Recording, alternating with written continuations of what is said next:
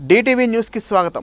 గీసుకొండ మండలం కోనాయమాకుల రైతు వేదిక యందు 15వ 16వ డివిజన్ మరియు గీసుకొండ మండలాలకు చెందిన లబ్ధిదారులకు సీఎంఆర్ఎఫ్ చెక్కులను పంపిణీ చేసిన పరకాల శాసనసభ్యులు రేవూరి ప్రకాష్ రెడ్డి. అంటే ఎక్కువ మందికి మనం ఇవ్వాలి అనేది నా ఆలోచన. అందుకే మొదటి రోజే చెప్పా, పార్టీలతో సంబంధం లేకుండా ముఖ్యమంత్రి సహాయ నిధి కావచ్చు, కళ్యాణ లక్ష్మి, షాదీ ముబారక్ సంబంధించి ఇక్కడ మన వాళ్ళతోటి పంపించవచ్చు, లేకుంటే మన ఇంటికి వస్తే మన ఇంటికాడ ఆఫీస్ ఉన్నది, క్యాంప్ ఆఫీసు, డైరెక్ట్గా క్యాంప్ ఆఫీస్ వేరే ఎవరి సంతకం అడగమో ఎవరు అనేది ఉండదు. బట్ ఎంక్వైరీలో తప్పని తెలిస్తే మాత్రం వాళ్ళు కొంచెం ఇతరులు వస్తాయి కనుక అసోటి పొరపాటు లేకుండా. ఎందుకంటే ఇప్పుడు ముఖ్యమంత్రి గారి సహాయ నిధి అంటే కూడా చాలా రకాలుగా కూడా ఎంక్వైరీలు జరుగుతున్నాయి. కొన్ని ఆసుపత్రుల మీద, కొందరు వ్యక్తుల మీద కూడా చర్యలు కూడా తీసుకోవడం జరుగుతున్నది. కనుక నిజాయితీగా ఎంతమంది తీసుకొస్తే అంతమందికి మనం ఇప్పించాలని ప్రయత్నం చేస్తున్నాం. అదేవిధంగా నేను చాలా స్పష్టంగా చెప్తున్నాను,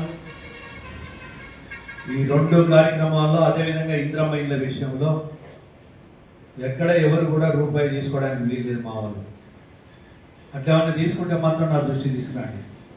ఇంద్రమ్మ ఇల్లు, ముఖ్యమంత్రి గారి సహాయ నిధి, కళ్యాణ లక్ష్మి, షాదీ ముబారక్, ఈ మూడు కార్యక్రమాలు ఒక పవిత్రమైన కార్యక్రమం కింద తీసుకున్నాడు.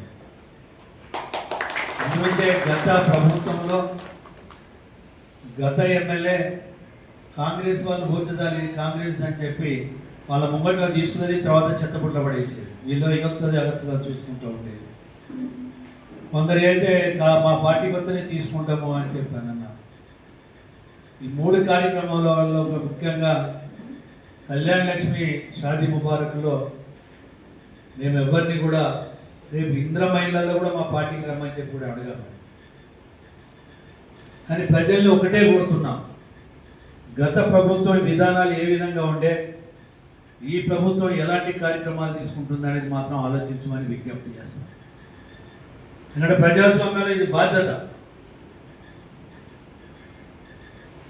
పెట్టందరిని పెట్టబోయే కానీ పెట్టందానికి ఏం రోగం ఏందనే పద్ధతిలో ఉంటే ఈ ప్రజాస్వామ్య వ్యవస్థ కాపాడుకోలేము. అందులో పనిచేసిన ప్రభుత్వాన్ని గుర్తించాలి, పనిచేసిన నాయకత్వాన్ని గుర్తించాలి. అప్పుడే సరి అయిన వ్యక్తులను ఎన్నుకుంటారు, సరి అయిన ప్రభుత్వాన్ని. సన్న బియ్యం ఇచ్చినాం, రైతు రుణమాఫీ 2 లక్షల లోపు ఉన్న వాళ్ళకు చేసినాం, రైతు భరోసా ఇచ్చినాం, ఇంద్రమ్మ ఇంద్రమ్మ భరోసా కింద కూడా ఈవెన్ రైతు కూలీలు కూడా ఆదుకుంటున్నాం. ఇన్ని కార్యక్రమాలు చేస్తున్నాం. అదే కాకుండా ఇంద్రమ్మ ఇల్లు ప్రారంభించినాం. రాబోయే 5 సంవత్సరాలలో ఈ పార్టీ ఆ పార్టీ అని సంబంధం లేకుండా ప్రతి ఒక్కరికి ఇల్లు ఇచ్చే బాధ్యత ఈ ప్రభుత్వం తీసుకుంటారని రేవంత్ రెడ్డి గారు తీసుకుంటున్నారు, పొంగిరెడ్డి శ్రీనివాసరెడ్డి తీసుకుంటున్నారు. మీ యొక్క ఎమ్మెల్యేగా మీ ఇక్కడ బాధ్యత నేను కూడా తీసుకుంటున్నాను. అందులో వెనక రాని వాళ్ళు బాధపడక్కర్లే, వస్తాయి. మళ్ళీ 2వ ఫేజ్ కూడా తొందరలో వస్తున్నాయి, 2వ ఫేజ్ కూడా తొందరలో ఇస్తాం. కనుక ఈ ప్రభుత్వం యొక్క ఆదోగున మీ పిల్లలకు ఇవాళ మంచి భోజనం ఇస్తున్నాం. నెలకు 4 సార్లు చికెన్ పెడుతున్నాం, 2 సార్లు మటన్లు పెడుతున్నాం, ప్రతిరోజు ఒక పండు ఇస్తున్నాం. అదేవిధంగా స్నాక్స్, మీరు ఇంట్లో అల్పాహారాలు ఇస్తున్నారో లేదో కానీ మీ పిల్లలు చదువుకునే పిల్లలకు అల్పాహారం కూడా ఇస్తున్నాం. ఇవాళ విద్యా అభివృద్ధికి కృషి చేస్తున్నాను. ఇంత కష్టంలో కూడా అమ్మబడి కార్యక్రమం కింద స్కూల్స్ డెవలప్ చేసినాం. అదేవిధంగా బడి బాట అని చెప్పి పంతులందరూ వచ్చి ఊళ్ళల్లో ఇవాళ వాళ్ళు స్కూళ్ళు బంద్ చేసుకుంటే వేళ్ళు ఇప్పుడు కొత్త స్కూల్ కూడా మేము ప్రారంభించడం జరుగుతున్నది.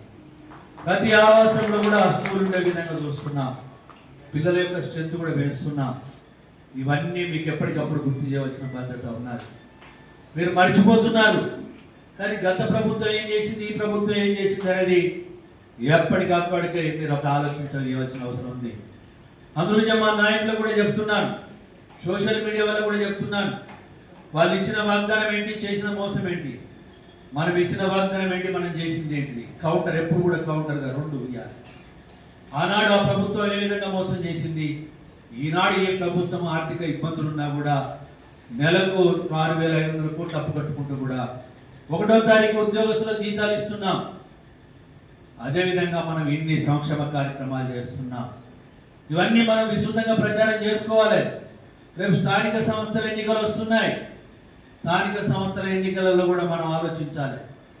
ఎందుకు అంటే ఇవాళ మనం ప్రజలకు మంచి చేయాలనే ఆలోచనలో ఉన్నాం. అంటే స్థానికంగా మన సర్పంచ్ ఎంపీటీస్ ఉన్నప్పుడే మనం న్యాయం చేయగలుగుతాం. ప్రజల్ని కూడా మనం విజ్ఞప్తి చేస్తున్నాం. ఇంత మంచి ప్రభుత్వాన్ని మీరు ఆశీర్వదించాలి. ఆశీర్వదించకుంటే మీరు కొచ్చున కొమ్మని మీరు నరుక్కున్న వాళ్ళు అవుతారు. రేపొద్దున టీఆర్ఎస్ వాడు రెచ్చిపోతాడు. వాక్యాలు మాట్లాడుకుంటుంది. రాబందు నా కుటుంబం అది. బీఆర్ఎస్ నాయకత్వం